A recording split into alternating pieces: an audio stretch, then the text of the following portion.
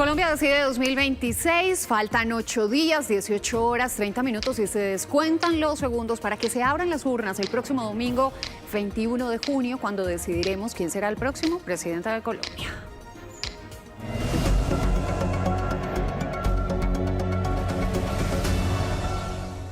Y a la 1:29 p.m. arrancamos nuestro radar de la política con los movimientos de cara a la segunda vuelta presidencial del próximo 21 de junio. Y por eso ustedes van a ver a nuestros periodistas en pantalla, quienes nos tienen toda la información que se mueve alrededor de esta campaña electoral en su recta final. Stephanie, Juan David, Luis Eduardo, muy buenas tardes para todos. Ya vamos con ustedes porque vamos a comenzar con el llamado del registrador Hernán Penagos sobre los cambios, sobre el llamado que hace para respetar y reconocer los resultados del próximo domingo 21 de junio. También les vamos a hablar en un momento sobre cambios en el puesto de votación en el exterior y los cierres de campaña de este fin de semana y otras medidas que hay para la segunda vuelta. Escuchemos cuál fue ese llamado que hizo el registrador para que vivamos una jornada tranquila de segunda vuelta presidencial y sobre todo el llamado que le hizo a las campañas presidenciales. A lo imposible nadie. Fue durante un encuentro con autoridades en Antioquia sobre garantías electorales, en donde el registrador Hernán Penagos le hizo un contundente llamado a las dos campañas a respetar los resultados de la segunda vuelta presidencial. Son los candidatos los primeros llamados a llamar a la tranquilidad ciudadana, a respetar los resultados y obviamente a que si tienen dudas ejercer sus derechos, pero esos derechos no pueden ir en contravía de los principios democráticos y mucho menos de los reglamentos que establece el Código Electoral. Y como una medida de transparencia, el registrador confirmó que el próximo jueves se congelará el código fuente del software electoral de cara a las elecciones presidenciales del 21 de junio. Tenemos ya a punto todo el software, que son 4 en especial, el de jurados, el de escrutinio, el de divulgación y consolidación, y el software de preconteo. Todos esos softwares se les expedirá un código fuente, un código CAS, que va a acreditar que no tenga ninguna modificación desde el día del congelamiento de ese software hasta el día de las elecciones. Esta semana hemos convocado a los partidos políticos, a las campañas, a sus auditores, a las autoridades y a la observación internacional para que en presencia de todos se congela el código después de su exposición, es decir, después de que los auditores lo revisen, se congela el código y el domingo nuevamente se invitan para, en presencia de ellos, descongelarlo y verificar que el código CAS no cambia. Además, habló de la alerta de seguridad en 29 municipios por incidencia de grupos armados. Están ubicados en Nariño, en Cauca, nordeste antioqueño, Catatumbo y Chocó en especial. No quiere decir que en algunos otros no lo hayan, pero un poco para concentrar en algunos departamentos, son municipios que están en estos lugares, insisto, donde la idea es llevar presencia, que haya presencia perimetral de los puestos de votación y presencia también de la fuerza pública el día de las elecciones. Las votaciones en el exterior arrancarán este lunes 15 de junio. Las primeras votaciones serán en países como Nueva Zelanda y Australia. Y del llamado del registrador pasamos a hablar de la respuesta que le dio el ministro de Defensa Pedro Sánchez a gobernadores y comunidades de diferentes regiones del país sobre esas denuncias de posible constreñimiento y presiones a la población de cara a esta segunda vuelta presidencial. Justamente Stephanie Valencia nos cuenta qué dijo el ministro de la Defensa. Stephanie. Que no hay que criminalizar el voto. Alejandra, buenas tardes. Explicó el ministro de Defensa que hay evidencia de que no existe una correlación significativa entre la presencia de grupos criminales y sus amenazas y la decisión final del votante. Explicó que esto quedó comprobado en la primera vuelta en regiones como Meta, Caquetá, Huila y Tolima, donde según el ministro se tenían denuncias de constreñimiento por un candidato en particular, pero los resultados en las urnas fueron otros. Aún así, dijo el ministro Sánchez que están reforzando la seguridad.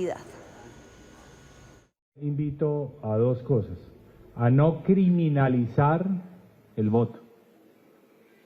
Los votantes están haciendo todas sus acciones de manera libre, están eligiendo el voto de manera libre. Entonces, si gana en tal departamento, como por ejemplo en Arauca, que ganó fue otro candidato diferente a Cepeda, al candidato Cepeda, no hay que criminalizar el voto en ninguna región del país. Segundo, de parte de la fuerza pública tiene la instrucción de neutralizar con total contundencia, ya sea mediante desmovilización, captura o muerte en desarrollo de operaciones militares, a quien esté constriñendo. El ministro dijo que van a intensificar los controles también el día de las elecciones sobre el uso de celulares en las mesas de votación, que está prohibido, esto ante las amenazas de votar por uno u otro candidato en las que los grupos criminales pues suelen exigir una foto como evidencia del sufragio. Bien, Estefanía, muchísimas gracias. 1:34 p.m. Este fin de semana, Abelardo de la Espriella e Iván Cepeda tendrán sus cierres de campaña. Recordemos que, según la ley, la próxima semana no se puede hacer ningún evento en plaza pública. Vamos a ver cuáles fueron las ciudades que eligieron para esos cierres. Y vamos a comenzar justamente con usted, Juan David Ríos, para que nos cuente cuál fue la ciudad que eligió, o las ciudades que eligió el candidato Iván Cepeda.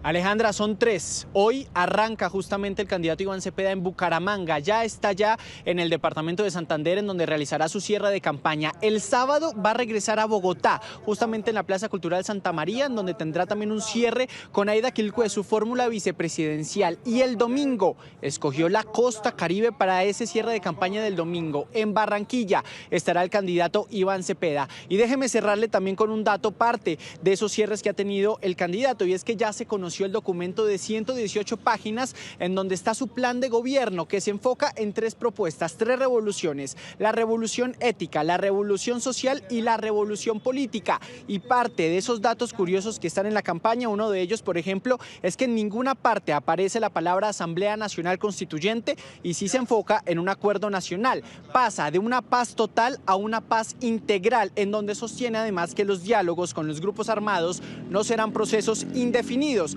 Y además habla también de cambiar la Comisión de Investigación y Acusaciones de la Cámara de Representantes para un órgano más complejo y que sea más estricto frente a investigaciones al mandatario.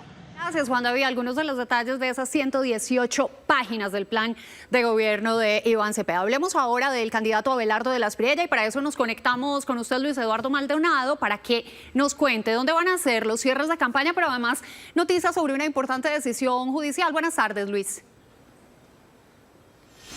Varios cierres de campaña. El primero, el multitudinario, será en Buga, pero inicialmente va a estar en un acto religioso el próximo domingo en la Basílica del Señor de los Milagros, para poner en manos del Señor de los Milagros el futuro de su campaña presidencial. Abelardo de la Espriella ha hecho llegar un mensaje sobre lo que busca precisamente con este acto religioso. Dice: para pedir la sanación de nuestra nación y rogar su divina intervención para ganar la batalla espiritual en contra del mal. Eso será después del mediodía. Luego sale caminando de la Basílica y a 2 cuadras se sube en tarima pública para pronunciar su discurso de cierre de campaña, un discurso de 1 hora donde hará énfasis en su plan de seguridad y en lo que piensa hacer para combatir las bandas criminales. También, me dicen, hablará de empleo y de salud, pero también tendrá otro tipo de cierres de campañas. Será en las ciudades capitales y en varios municipios del país. Está hablando Abelardo de la Espriella de caravanas, vehículos y motos con pitos para el cierre de campaña nacional. Pero también hay noticia judicial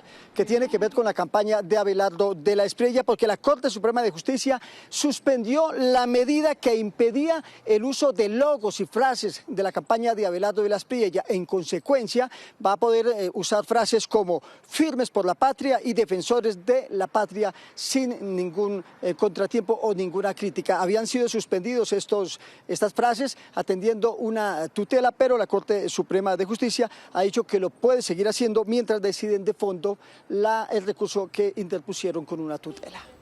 Muy bien, Luis Eduardo, muchísimas gracias por la información. Vamos a hablar justamente de lo que significan esas ciudades y esas actividades de cierres de campaña. Nos conectamos hasta ahora, 1:38 p.m, con nuestro analista político Gabriel Cifuentes. Gabriel, ¿qué tal?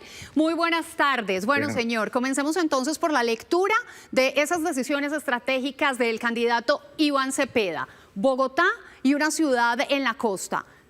¿Qué se lee entre líneas? Son dos ciudades claves para la izquierda, para la candidatura de Iván Cepeda.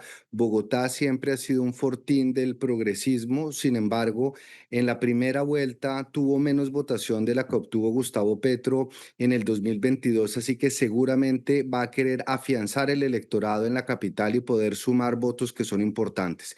La Costa Caribe también, que le dio el voto de confianza a Petro en el 2022, es sin lugar a dudas la joya de la corona donde está concentrado el 20% del censo electoral, así que el cierre de campaña se puede leer desde un punto de vista de estrategia política como el afianzamiento de la campaña progresista en la Costa Caribe, que es fundamental para elegir presidente. Gabriel, Buga, ¿qué nos dice Buga? Pero además, ¿qué nos dice esa invitación de Abelardo de la Espriella a que todas las personas hagan parte de caravanas alrededor del país para estos cierres de campaña?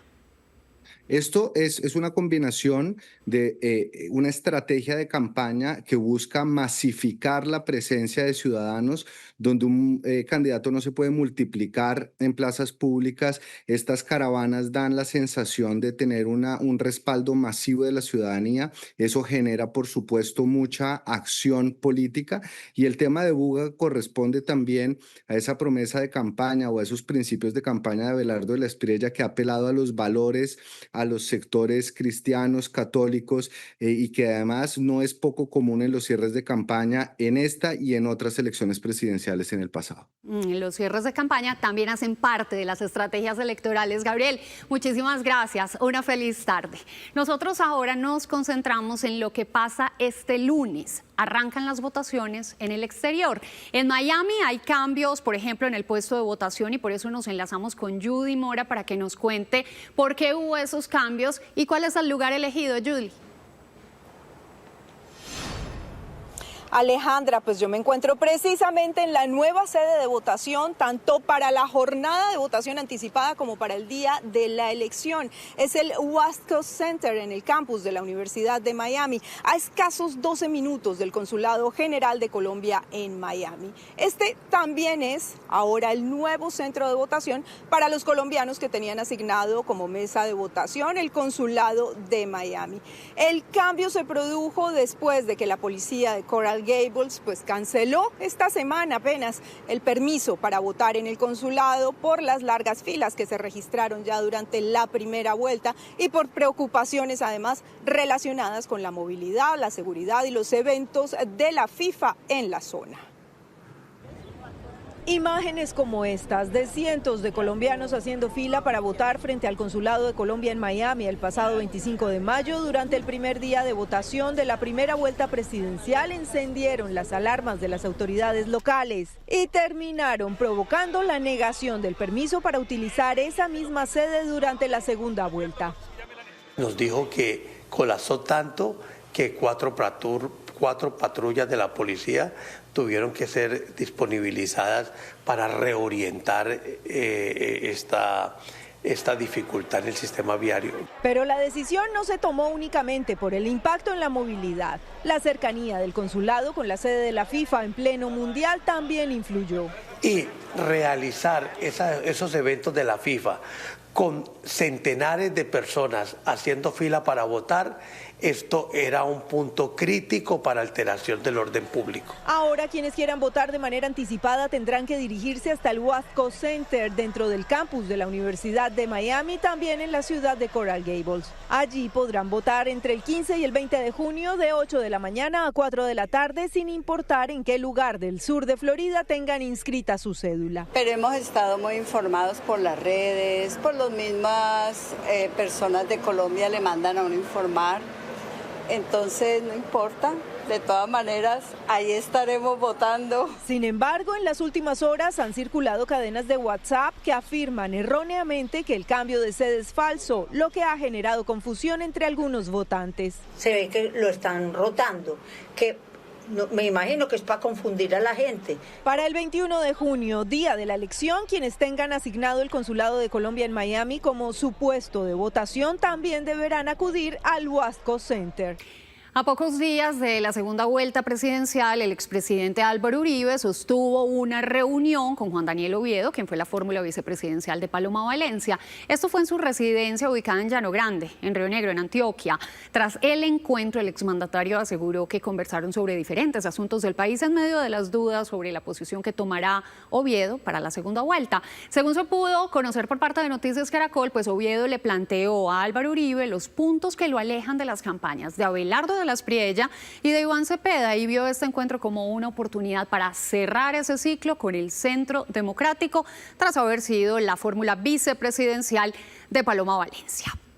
Y les tengo dato de cierre a la 1:44. Hoy a las 5 de la tarde se vence el plazo para que las campañas postulen a los testigos electorales en el exterior. Recuerden que para esta segunda vuelta se va a permitir 2 testigos electorales por cada campaña.